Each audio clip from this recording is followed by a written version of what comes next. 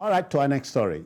You know, about 10 years ago, the town of Chibok in Chibok local government area of Borno State stole the headlines, even if for the wrongest of reasons, following the abduction of about 200 school girls from their hostels.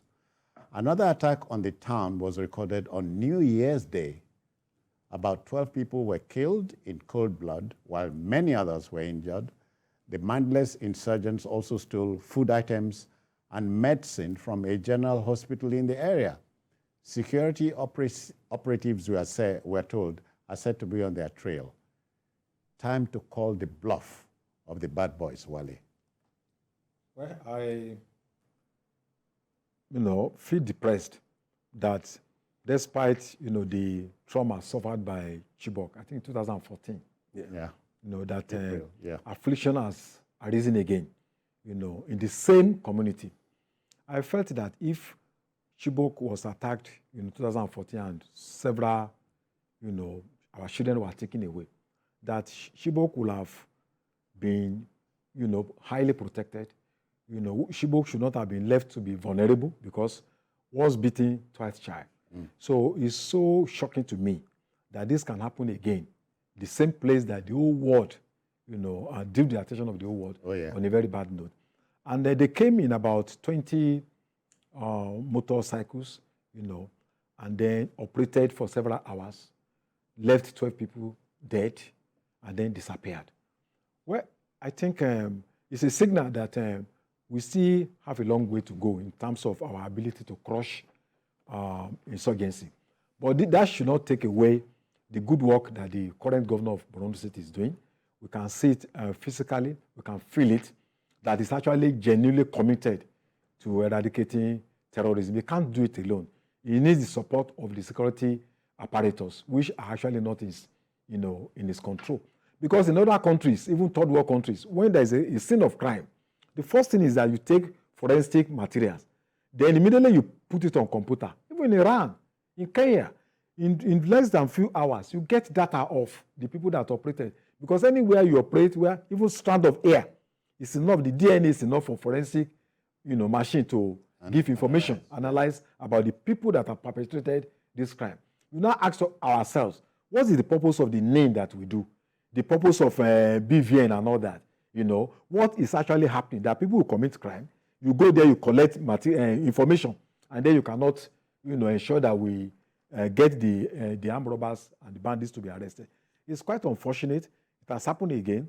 This is happening less than 1 month after the attack in Jos. About close to 100 people or more were killed. Terrorism is here. I hope it is not here to stay. Yeah, Dikbo, and in all of this, we must not fail to mention intelligence gathering, which is key here. Sometimes, like a cynic, you are tempted to believe or think these things are deliberate. Well, and if they are, to what avail? Well, I wouldn't say that it's deliberate on the part of the security operatives not to be able to win the war against terror. It's just that this is a very unconventional war. Yeah. Where everybody is needed to ensure that the country remains safe. What do I mean by that? We've established very clearly at whatever level that the country does not have enough security personnel to fight the kind of war we are doing all over. We are not just fighting in one zone. We are combating oil thieves in the south-south, terror people in the southeast. The north central is there, badly battered with bandits. The northeast, which we are talking about, is there, and then the northwest. So, where you have about 100 soldiers in the Nigerian army, and both the Navy and Air Force combined boasting of less than that, taking care of what the police, which is also underfunded and understaffed, should be doing, we are bound to have this kind of attacks once in a while, because people monitor the movement of troops. And that is why we, as civilians, we come in. Some people have given in because of fear. So they are afraid to report that we have seen these people going in this direction. Because we've watched the video of these terrorists executing a 12-year-old for revealing their movement to troops. So people are afraid. That's the case a lot of times in some of the communities, like the governor of Plateau State complained about. He said they've been in some of these communities for 10 years. These people are unleashing terror, meaning that the people are even afraid to go out and say, see, we know they are here.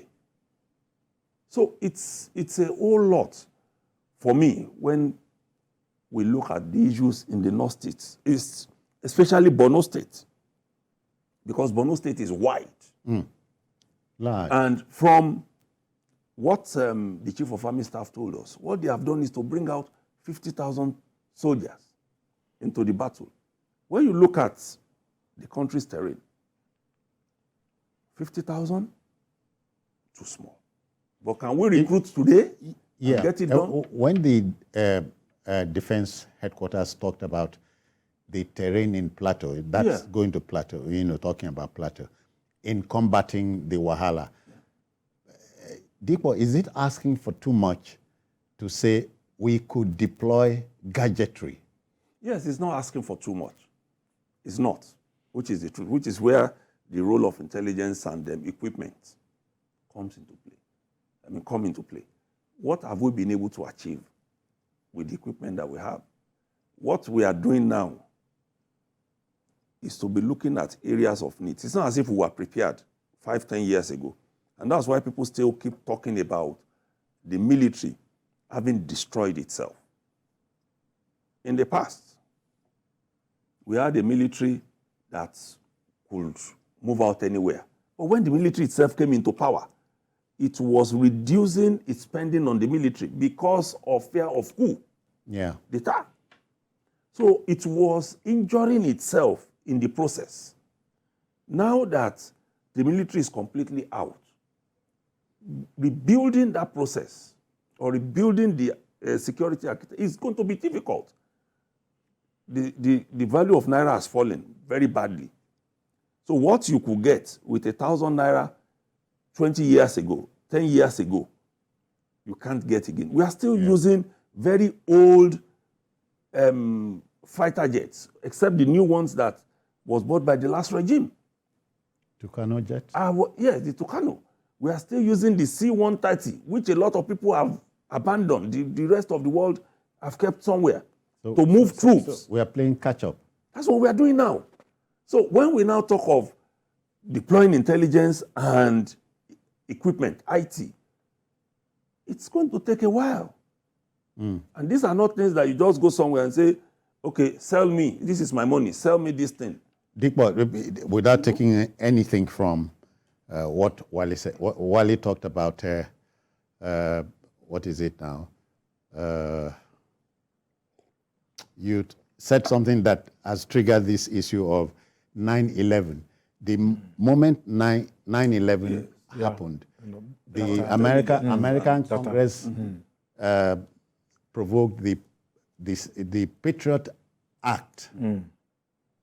And it took 10 years to get the brain behind 9/11. So nobody says that the battle against Boko Haram was going to be won in a jiffy. It's not a dash. It's a marathon race. It is really. Yeah. But the point also we should notice, after the 9/11, I think in few days we were able to identify the main actors. The pictures were everywhere. All right. And that's why that's the job of intelligence. Which requires a lot of commitment, And there's no crime that is committed, to pass through 3 stages: the level of conception, the level of planning, and then execution. It's always very good to get them at the level of planning. Because once they execute that crime, the damage has been done. It becomes so much difficult. Human lives have been lost and all that. So that's why you see that in nations that take serious intelligence, take intelligence very seriously, at the level of conception, at the level of planning, and it usually involves more than one people. At the level of conception, the number is always very small. Maybe 2 or 3 people conceive it. At the level of planning, those that will be involved in planning may not even know those that conceive the idea. Planning and then execution. The people who are executing may not even know those who conceive it, and they may not be involved in the planning. You understand the point? But it's important that we nip these problems right from the roots. Conception, planning. But once they execute this crime, the damage is already done. So we need to strengthen our intelligence. Brings to mind the Mossad. Yeah.